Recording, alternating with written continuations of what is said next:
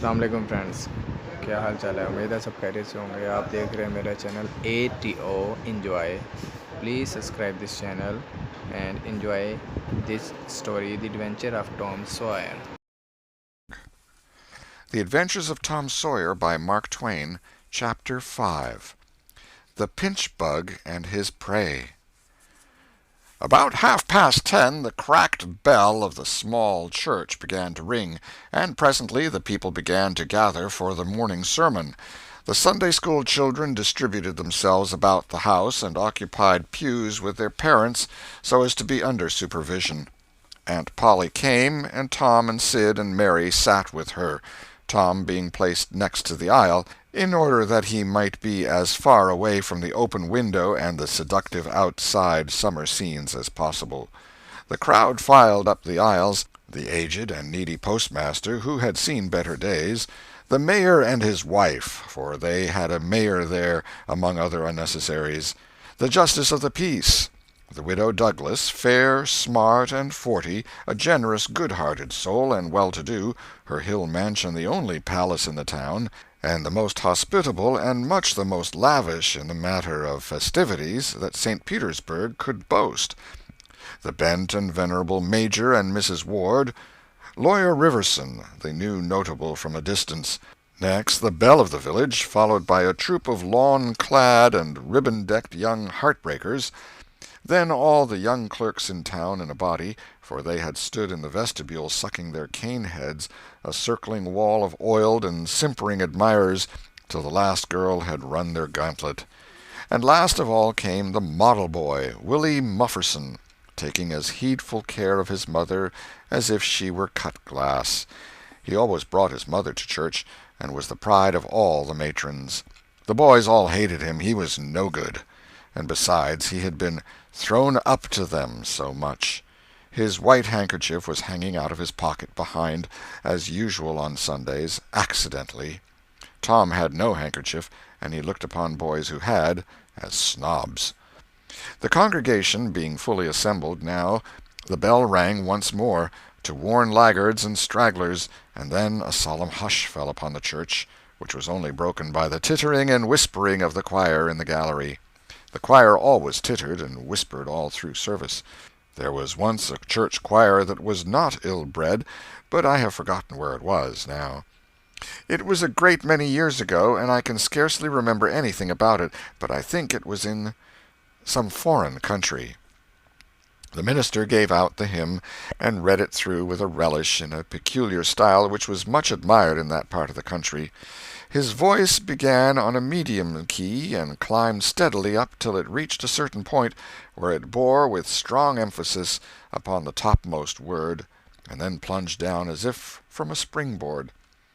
Shall I be carried to the skies on flowery beds of ease, whilst others fight to win the prize and sail through bloody seas? He was regarded as a wonderful reader. At church sociables he was always called upon to read poetry, and when he was through, the ladies would lift up their hands and let them fall helplessly in their laps, and wall their eyes and shake their heads, as much as to say, "Words cannot express it. It is too beautiful for this mortal earth." After the hymn had been sung, the Reverend Mr. Sprague turned himself into a bulletin board, and read off notices of meetings and societies and things, till it seemed that the list would stretch out to the crack of doom, a queer custom which is still kept up in America, even in cities away here in this age of abundant newspapers. Often the less there is to justify a traditional custom, the harder it is to get rid of it. And now the minister prayed. A good, generous prayer it was, and went into details. It pleaded for the church, and the little children of the church, for the other churches of the village, for the village itself, for the county, for the state officers, for the United States, for the churches of the United States, for Congress, for the President, for the officers of the government, for poor sailors tossed by stormy seas, for the oppressed millions groaning under the heel of European monarchies and Oriental despotisms, for such as have the light and the good tidings, and yet have not eyes to see nor ears to hear withal, for the heathen in the far islands of the sea, and closed with a supplication that the words he was about to speak might find grace and favor, and be as seed sown in fertile ground, yielding in time a grateful harvest of good. Amen. There was a rustling of dresses, and the standing congregation sat down. The boy whose history this book relates did not enjoy the prayer. He only endured it, if he even did that much. He was restive all through it. He kept tally of the details of the prayer unconsciously, for he was not listening, but he knew the ground of old and the clergyman's regular route over it, and when a little trifle of new matter was interlarded, his ear detected it, and his whole nature resented it. He considered additions unfair and scoundrelly. In the midst of the prayer a fly had lit on the back of the pew in front of him, and tortured his spirit by calmly rubbing its hands together, embracing its head with its arms, and polishing it so vigorously that it seemed to almost part company with the body, and the slender thread of a neck was exposed to view.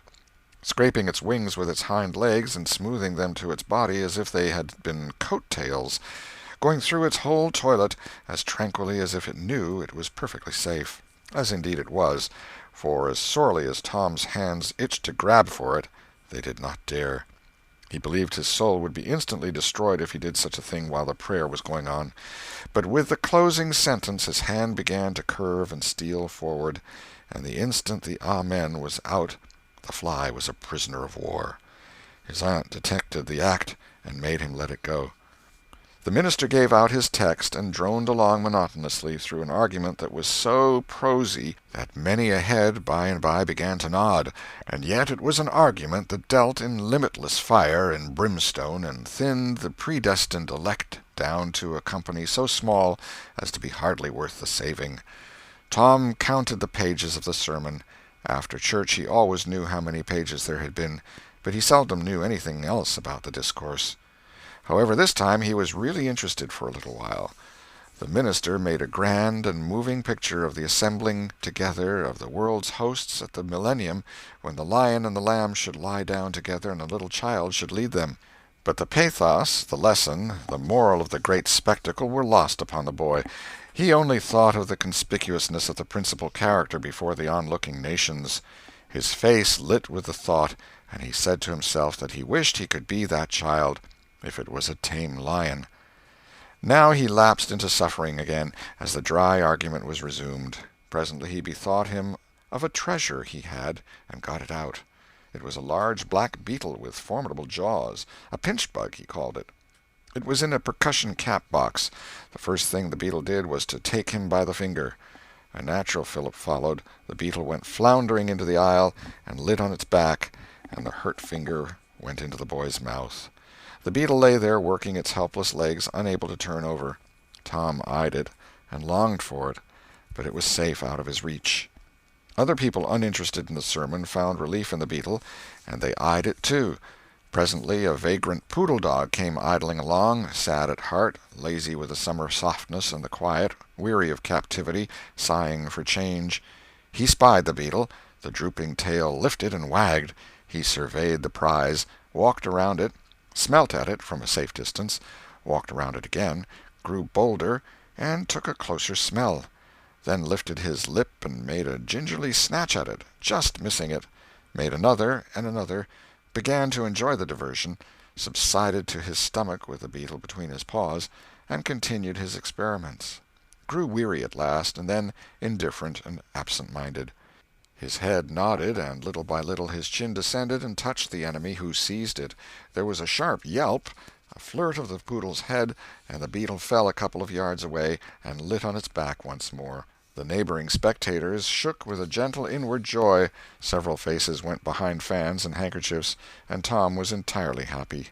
The dog looked foolish, and probably felt so, but there was resentment in his heart, too, and a craving for revenge.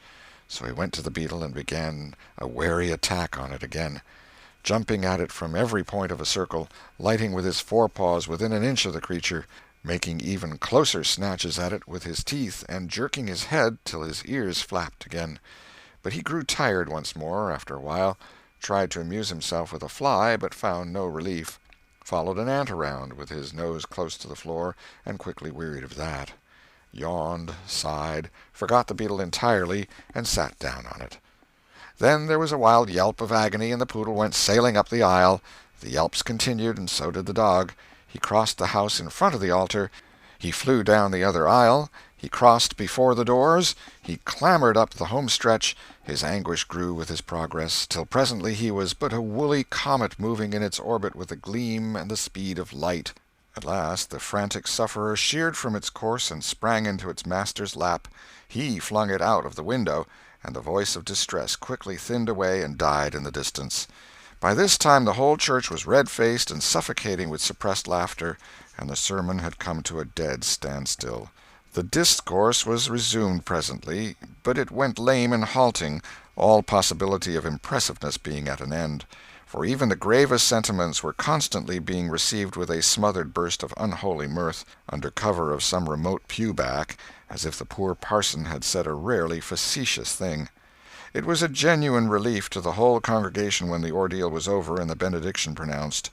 Tom Sawyer went home quite cheerful, thinking to himself that there was some satisfaction about divine service when there was a bit of variety in it. He had but one marring thought. He was willing that the dog should play with his pinch-bug, but he did not think it was upright in him to carry it off. Chapter 6. Tom Meets Becky. Monday morning found Tom Sawyer miserable. Monday morning always found him so, because it began another week's slow suffering in school. He generally began that day with wishing he had had no intervening holiday. It made the going into captivity and fetters again so much more odious. Tom lay thinking. Presently it occurred to him that he wished he was sick. Then he could stay home from school. Here was a vague possibility. He canvassed his system. No ailment was found, and he investigated again. This time he thought he could detect colicky symptoms, and he began to encourage them with considerable hope. But they soon grew feeble and presently died wholly away. He reflected further. Suddenly he discovered something. One of his upper front teeth was loose. This was lucky. He was about to begin to groan as a starter, as he called it, when it occurred to him that if he came into court with that argument, his aunt would pull it out, and that would hurt. So he thought he would hold the tooth in reserve for the present and seek further. Nothing offered for some little time, and then he remembered hearing the doctor tell about a certain thing that laid up a patient for 2 or 3 weeks and threatened to make him lose a finger.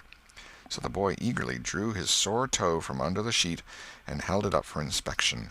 But now he did not know the necessary symptoms. However, it seemed well worth while to chance it, so he fell to groaning with considerable spirit. But Sid slept on unconscious. Tom groaned louder, and fancied that he began to feel pain in the toe. No result from Sid. Tom was panting with his exertions by this time. He took a rest, and then swelled himself up and fetched a succession of admirable groans. Sid snored on. Tom was aggravated. He said, "Sid! Sid!" and shook him. This course worked well, and Tom began to groan again. Sid yawned, stretched, then brought himself up on his elbow with a snort, and began to stare at Tom. Tom went on groaning, and Sid said, "Tom! Say, Tom!" No response. "Here, Tom! Tom! What is the matter, Tom?" And he shook him and looked in his face anxiously. Tom moaned out, "Oh, don't, Sid! Don't joggle me!" "Why, what's the matter, Tom? I must call Auntie." "No, never mind.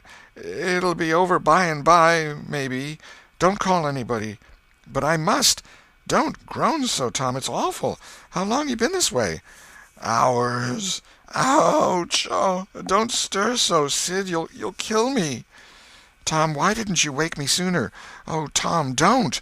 It makes my flesh crawl to hear you. Tom, what is the matter?" "I forgive you everything, Sid. Oh, everything you've ever done to me.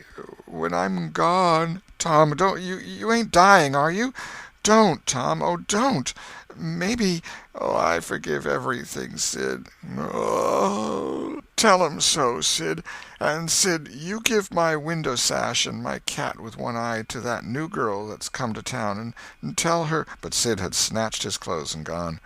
Tom was suffering in reality now, so handsomely was his imagination working, and so his groans had gathered quite a genuine tone. Sid flew downstairs and said, "Oh, Aunt Polly, come! Tom's dying." "Dying?" "Yes'm, don't wait, come quick." "Rubbish, I don't believe it." But she fled upstairs nevertheless, with Sid and Mary at her heels, and her face grew white, too, and her lip trembled. When she reached the bedside she gasped out, "You, Tom! Tom, what's the matter with you?" "Oh, Auntie, What's the matter with you? What is the matter with you, child?" "Oh, Auntie, my sore toes mortified." The old lady sank down into a chair and laughed a little, then cried a little, then did both together. This restored her, and she said, "Tom, what a turn you did give me! Now you shut up that nonsense and climb out of this." The groans ceased and the pain vanished from the toe. The boy felt a little foolish, and he said, "Aunt Polly, it seemed mortified, and it hurt so I never minded my tooth at all." "Your tooth, indeed! What's the matter with your tooth?" "One of them's loose, and it aches perfectly awful." "There, there, now, don't begin that groaning again. Open your mouth. Well, your tooth is loose, but you're not going to die about that. Mary, get me a silk thread and a chunk of fire out of the kitchen." Tom said, "Oh, please, Auntie, don't pull it out. It don't hurt any more. I wish I may never stir if it does. Please don't, Auntie. I don't want to stay home from school." "Oh, you don't you? So all this row was because you thought you'd get to stay home from school and go a-fishing. Tom, Tom, I love you so, and you seem to try every way you can to break my old heart with your outrageousness." By this time the dental instruments were ready. The old lady made one end of the silk thread fast to Tom's tooth with a loop, and tied the other to the bedpost. Then she seized the chunk of fire and suddenly thrust it almost into the boy's face. The tooth hung dangling by the bedpost now. But all trials bring their compensations. As Tom wended to school after breakfast, he was the envy of every boy he met because the gap in his upper row of teeth enabled him to expectorate in a new and admirable way. He gathered quite a following of lads interested in the exhibition, and one that had cut his finger and had been a center of fascination and homage up to this time, now found himself suddenly without an adherent, and shorn of his glory. His heart was heavy, and he said with a disdain which he did not feel that it wasn't anything to spit like Tom Sawyer, but another boy said, "Sour grapes," and he wandered away a dismantled hero. Shortly Tom came upon the juvenile pariah of the village, Huckleberry Finn, son of the town drunkard. Huckleberry was cordially hated and dreaded by all the mothers of the town, because he was idle and lawless and vulgar and bad, and because all their children admired him so, and delighted in his forbidden society, and wished they dared to be like him. Tom was like the rest of the respectable boys in that he envied Huckleberry his gaudy, outcast condition, and was under strict orders not to play with him.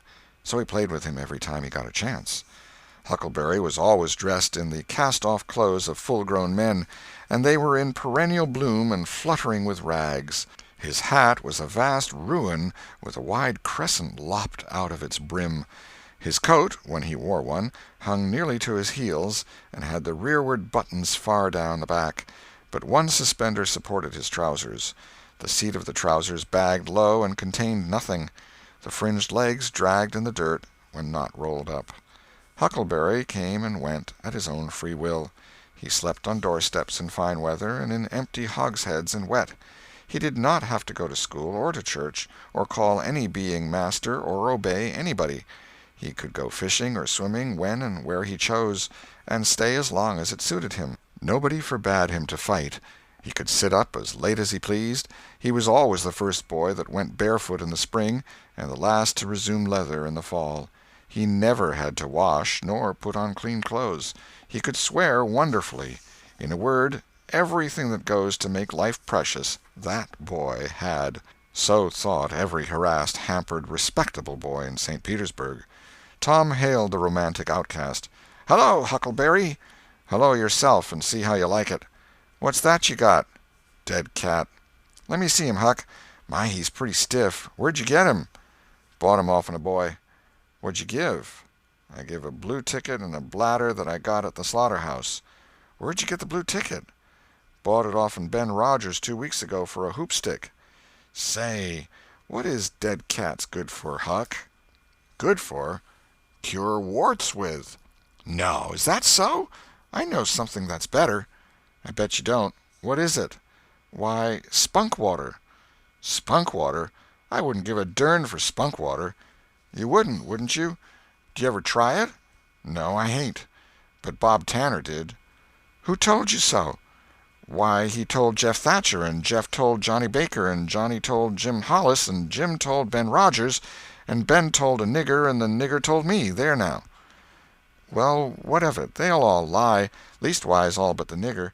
I don't know him, but I never see a nigger that wouldn't lie. Shucks. Now you tell me how Bob Tanner done it, Huck.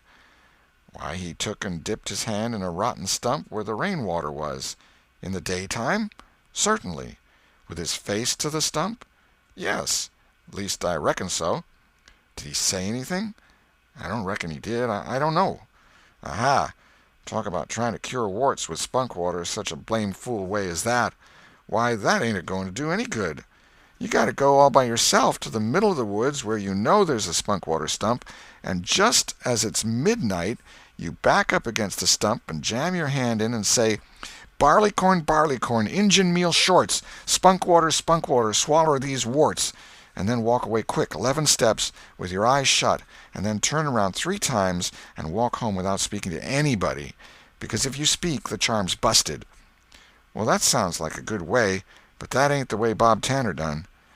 No, sir, you can bet he didn't, because he's the wartiest boy in this town, and he wouldn't have a wart on him if he'd known how to work spunk water. I've took thousands of warts off my hands that way, Huck. I play with frogs so much I've always got considerable many warts. Sometimes I take 'em off with a bean.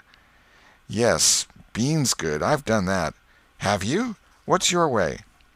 You take and split the bean and cut the wart so as to get some blood, and then you put the blood on one piece of the bean and take and dig a hole and bury it about midnight at the crossroads in the dark of the moon, and then you burn up the rest of the bean.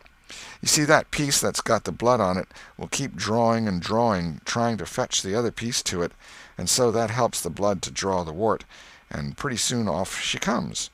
Yes, that's it, Huck, that's it. Though when you're burying it, if you say, down bean, off wart, come no more to bother me, it's better. That's the way Joe Harper does, and he's been nearly to Coonville and most everywheres. But say, how do you cure 'em with dead cats? Why, you take your cat and go and get in the graveyard long about midnight when somebody that was wicked has been buried, and when it's midnight a devil will come, or maybe 2 or 3, but you can't see 'em. You can only hear something like the wind, or maybe hear 'em talk.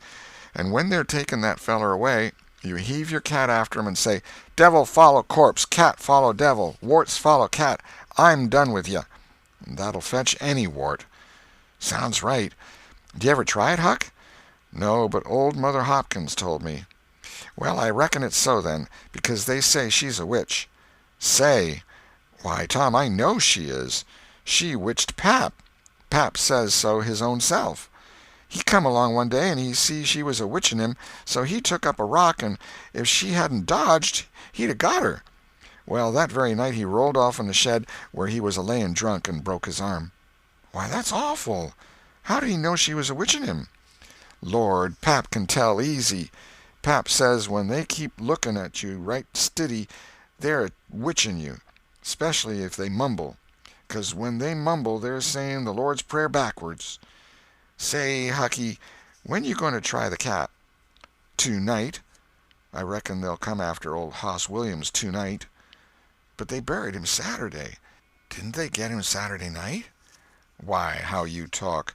How could their charms work till midnight, and then it's Sunday? Devils don't slosh around much of a Sunday, I don't reckon. I never thought of that. That's so. Let me go with you. Of course, if you ain't afeard. Afeard? 'Tain't likely. Will you meow? Yes, and you meow back, if you get a chance. Last time you kept me a-meowing around till old Hayes went to throwing rocks at me and says, darn that cat, and so I hove a brick through his window. But don't you tell. I won't. I couldn't meow that night because Auntie was watching me, but I'll meow this time. Say, what's that? Nothing but a tick. Where'd you get him? Out in the woods. What'll you take for him? I don't know. I don't want to sell 'em." "All right. It's a mighty small tick, anyway." "Oh, anybody can run a tick down that don't belong to them. I'm satisfied with it. It's a good enough tick for me." "Sho! There's ticks a-plenty. I could have 1,000 of 'em if I wanted to." "Well, why don't you?" "Because you know mighty well you can't. This is a pretty early tick, I reckon. It's the first one I've seen this year. Say, Huck, I'll give you my tooth for him." "Let's see it." Tom got out a bit of paper and carefully unrolled it. Huckleberry viewed it wistfully. The temptation was very strong. At last he said, "Is it genuine?" Tom lifted his lip and showed the vacancy. "Well, all right," said Huckleberry. "It's a trade." Tom enclosed the tick in the percussion cap box that had lately been the pinchbug's prison, and the boys separated, each feeling wealthier than before. When Tom reached the little isolated frame schoolhouse, he strode in briskly, with the manner of one who had come with all honest speed. He hung his hat on a peg and flung himself into his seat with businesslike alacrity. The master, throned on high in his great splint-bottom arm-chair, was dozing, lulled by the drowsy hum of study. The interruption roused him. "Thomas Sawyer?" Tom knew that when his name was pronounced in full it meant trouble. "Sir." "Come up here. Now, sir, why are you late again, as usual?" Tom was about to take refuge in a lie when he saw two long tails of yellow hair hanging down a back that he recognized by the electric sympathy of love. And by that form was the only vacant place on the girl's side of the schoolhouse. He instantly said, "I stopped to talk with Huckleberry Finn." The master's pulse stood still, and he stared helplessly. The buzz of study ceased. The pupils wondered if this foolhardy boy had lost his mind. The master said, You did what?" "Stopped to talk with Huckleberry Finn." There was no mistaking the words. "Thomas Sawyer, this is the most astounding confession I have ever listened to. No mere ferule will answer for this offense. Take off your jacket." The master's arm performed until it was tired and the stock of switches notably diminished. Then the order followed. "Now, sir, go and sit with the girls, and let this be a warning to you." The titter that rippled around the room appeared to abash the boy, but in reality that result was caused rather more by his worshipful awe of his unknown idol, and a dread pleasure that lay in his high good fortune. He sat down upon the end of the pine bench, and the girl hitched herself away from him with a toss of her head. Nudges and winks and whispers traversed the room, but Tom sat still with his arms upon the long, low desk before him, and seemed to study his book. By and by attention ceased from him, and the accustomed school murmur rose upon the dull air once more. Presently the boy began to steal furtive glances at the girl. She observed it, made a mouth at him, and gave him the back of her head for the space of a minute. When she cautiously faced around again, a peach lay before her. She thrust it away. Tom gently put it back. She thrust it away again, but with less animosity. Tom patiently returned it to its place. Then she let it remain. Tom scrawled on his slate, "Please take it. I got more." The girl glanced at the words, but made no sign. Now the boy began to draw something on the slate, hiding his work with his left hand. For a time the girl refused to notice, but her human curiosity presently began to manifest itself by hardly perceptible signs. The boy worked on, apparently unconscious. The girl made a sort of non-committal attempt to see it, but the boy did not betray that he was aware of it. At last she gave in, and hesitatingly whispered, "Let me see it." Tom uncovered a dismal caricature of a house with two gable ends to it and a corkscrew of smoke issuing from the chimney. Then the girl's interest began to fasten itself upon the work as she forgot everything else. When it was finished she gazed a moment, then whispered, "It's nice. Make a man." The artist erected a man in the front yard that resembled a derrick. He could have stepped over the house, but the girl was not hypercritical. She was satisfied with the monster, and whispered, "It's a beautiful man. Now make me coming along." Tom drew an hourglass with a full moon and straw limbs to it, and armed the spreading fingers with a portentous fan. The girl said, "It's ever so nice. I wish I could draw." "It's easy," whispered Tom. "I'll learn you." "Oh, will you? When?" "At noon. Do you go home to dinner?" "I'll stay if you will." "Good. That's a whack. What's your name?" "Becky Thatcher." What's yours? Oh, I know. It's Thomas Sawyer. That's the name they lick me by. I'm Tom when I'm good. You can call me Tom, will you? Yes. Now Tom began to scrawl something on the slate, hiding the words from the girl, but she was not backward this time. She begged to see. And Tom said, "Oh, it ain't anything." "Yes, it is." "No, it ain't. You don't want to see it." "Yes, I do. Indeed, I do. Please let me." "You'll tell." "No, I won't. Deed and double deed I won't." "You won't tell anybody at all? Ever as long as you live?" "No, I won't ever tell anybody. Now let me." "Oh, you don't want to see." "Now that you treat me so, I will see." And she put her small hand upon his, and a little scuffle ensued, Tom pretending to resist in earnest, but letting his hand slip by degrees till these words were revealed: "I love you." "Oh, you bad thing!" And she hit his hand a smart rap, but reddened and looked pleased nevertheless. Just at this juncture the boy felt a slow, fateful grip closing on his ear, and a steady lifting impulse. In that vice he was borne across the house and deposited in his own seat, under a peppering fire of giggles from the whole school. Then the master stood over him during a few awful moments, and finally moved away to his throne without saying a word. But although Tom's ear tingled, his heart was jubilant. As the school quieted down, Tom made an honest effort to study, but the turmoil within him was too great. In turn he took his place in the reading class and made a botch of it; then in the geography class, and turned lakes into mountains, mountains into rivers, and rivers into continents, till chaos was come again; then in the spelling class, and got turned down by a succession of mere baby words, till he brought up at the foot and yielded up the pewter medal which he had worn with ostentation for months. End of chapter 6.